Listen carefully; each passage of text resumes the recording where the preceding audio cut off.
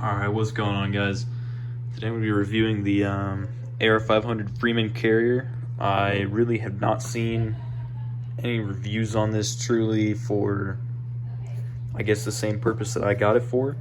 Mostly I wanted to use it not as a solo rig, but something I could have in the bed of my truck that has equipment on it, so I can stop holes, make holes, and plug holes all in one kit. Most people keep it just for the sole purpose of armor, which is great. I'm going to be going over how I've got it set up, what I like about it so far, and I guess future intentions for the rig.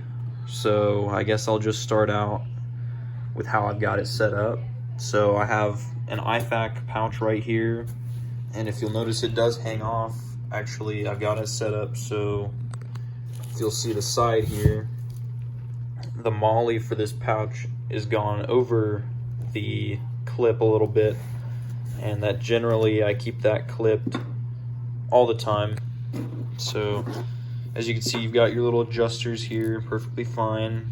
I believe it's 500 Cordura, whatever, 500 denier Cordura. I don't see an issue with this. I don't see it going into any kind of duty use, so it's not going to see any kind of rough wear and tear, you know, jumping out of planes or anything of that sort. It could go to a few ranges or competitions, no doubt about it, I think, but I haven't started any of that, so it's not at the top of my priorities. So I've got my IFAK here. It's got my Azerly wrap, my tourniquet. I think there's an MPA in there, and I think I need to put a pressure dressing in there. I haven't gone through it again in a while. All I've got here is it's just a standard 3-mag shingle, standard USGI equipment. I think they're pretty fine. I don't have a problem with them. I did buy the inserts that are Kydex for one of these type, well, it's for a single mag pouch.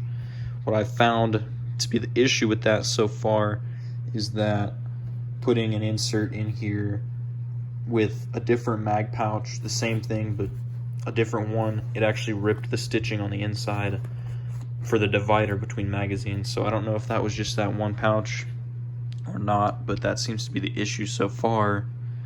So I've decided to keep them out for now. They also make it quite difficult to pull a magazine out. I'll definitely put them on a belt rig, but not up here on the chest. It sits quite high, so I don't want that much of a struggle to change magazines. So I don't have any magazine pouches on it. I do carry a 1911, so these are just some standard 7-round mags. They're not anything big. I do have some 8 rounds and a 10-round. These are actually USGI, USMC mag pouches, which is exactly what I was looking for because they have Kydex on the inside. They hold it quite snug. A good firm purchase, and you can pull the mag out no problem. You can watch any other video. It'll tell you all the adjustments. I haven't cut these because I haven't used it enough. I don't know that I want to yet. It is the little, it's a Velcro strap that goes down the back. You tuck the excess inside, and it's good to go from that point on. This is just my adjustment for my fit.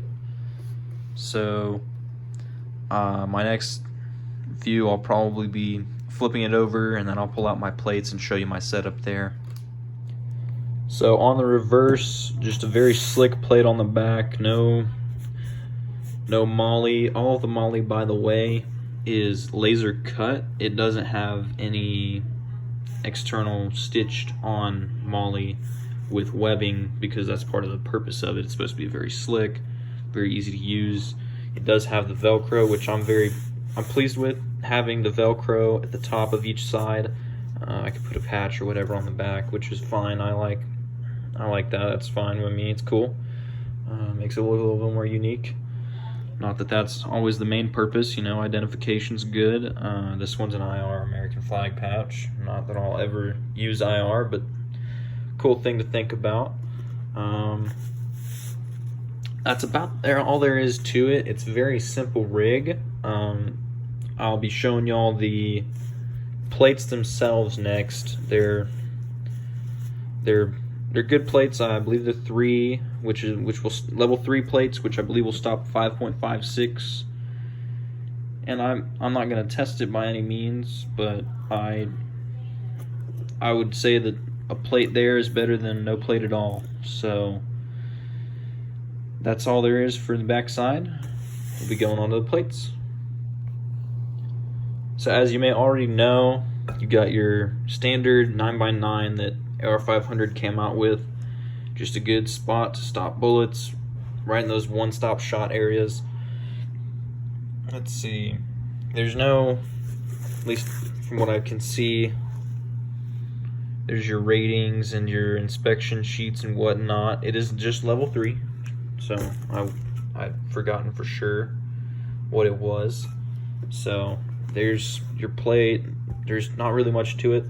I did make the mistake when I purchased of not buying anti-spall plates, which after further investigation, that's really a bad idea, since anti-spall is what keeps shrapnel from any bullet hitting your plate, going up and slicing your jugular or putting shrapnel into your crotch, this, that, and the other, things you really don't want to deal with. So I have gone ahead and what I did, this is something that I just was lucky enough to have found.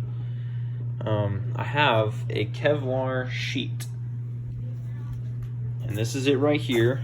And the Kevlar sheet comes from, I believe, just a standard USGI plate carrier, Interceptor maybe. I really don't know what these I believe these actually might have come out of side blade pockets. I really don't know. Whatever the case, here I'll let you guys look at that while I'm taking a look at it. These will stop 9mm, supposedly, shrapnel.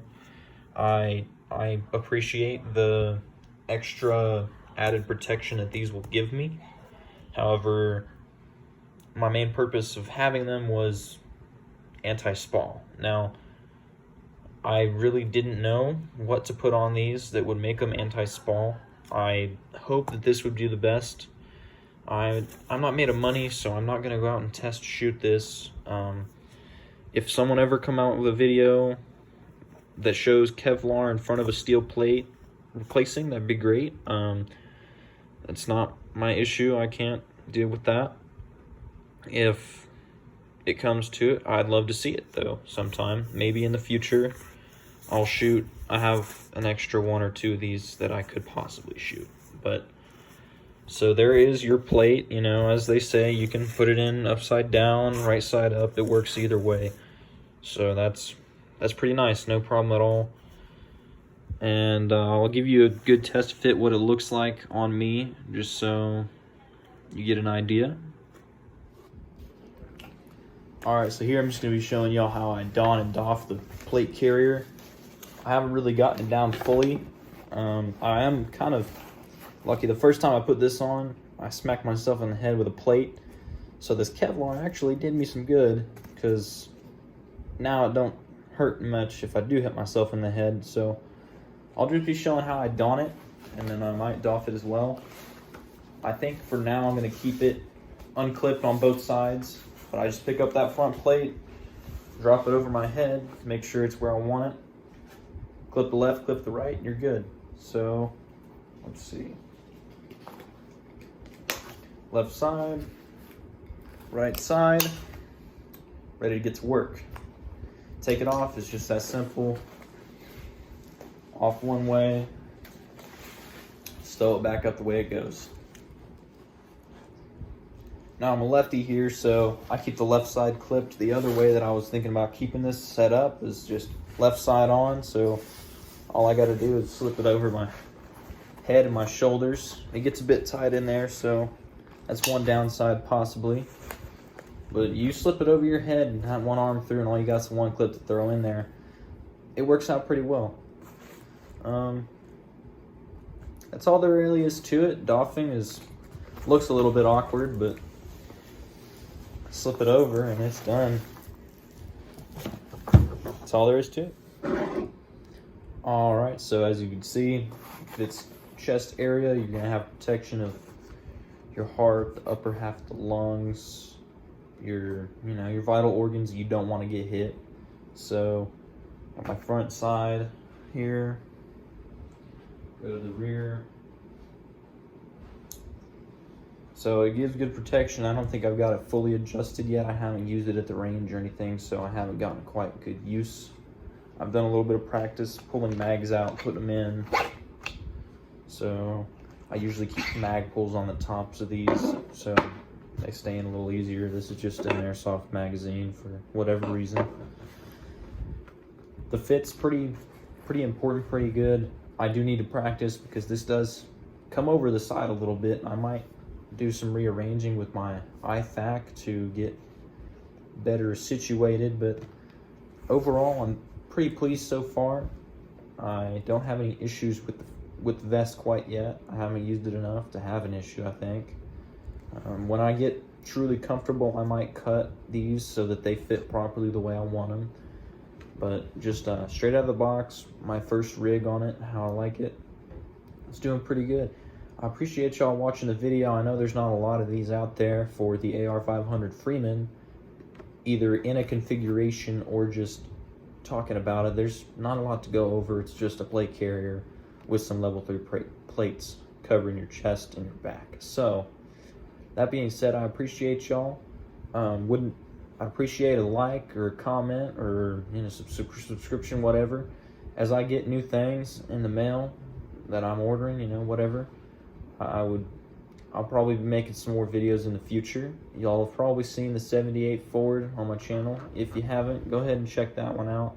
I don't have many videos on it. If you want to see steering gear, that's about all I got so far. Alright, well, I appreciate y'all watching. Y'all take it easy.